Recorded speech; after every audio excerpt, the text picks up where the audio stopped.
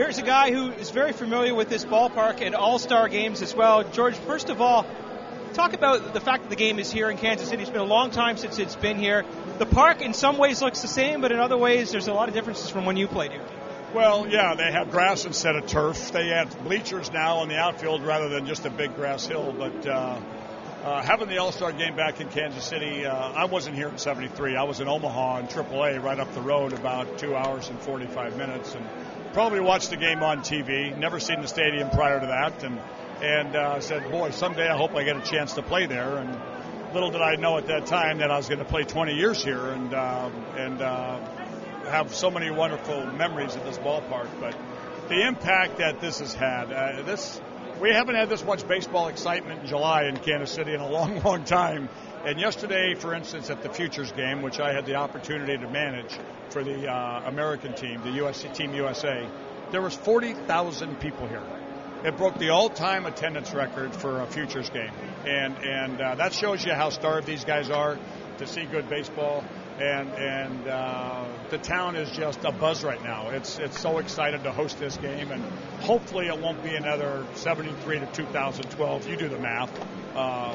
39 years before it comes back.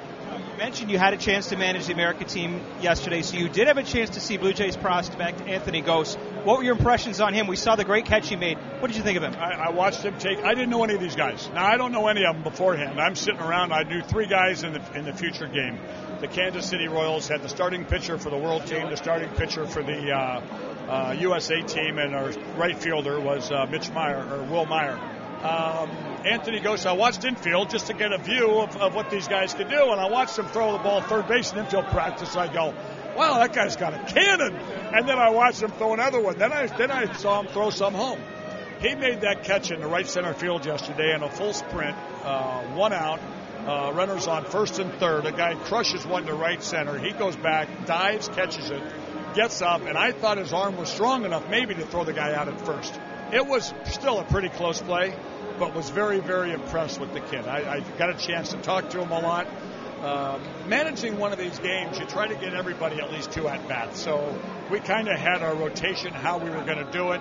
Unfortunately for him, he only got 2, and his replacement got 3 because we ended up scoring 17 runs in the ball game, but very, very impressed with him. I also have to ask you real quickly about a guy who plays third base for the Blue Jays now. A lot of people say he reminds people of a young George Brett. I know you had a chance to have lunch with Brett Lawrie. What were your impressions on him?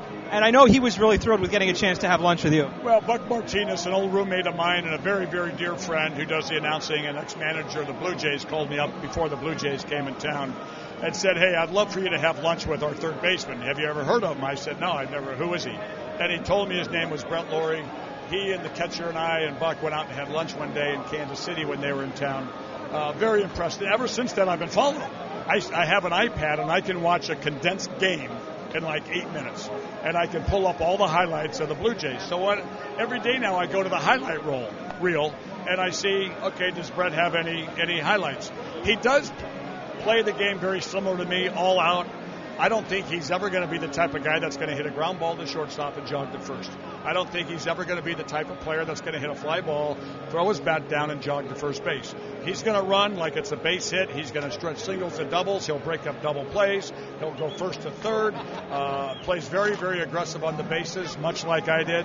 I think he's a little ahead of me right now defensively. I've seen him make some really, really good plays. When I came up, I wasn't that good a fielder. I became a good fielder as I got older. I think I'm a little bit ahead of him hitting-wise, but he's a very exciting player. I asked our general manager about him. He loves him. I tell you. That says a lot. Mr. Brett, thank you so much for your time. We appreciate it. Okay, thanks for having me. All right, there is Hall of Famer George Brett.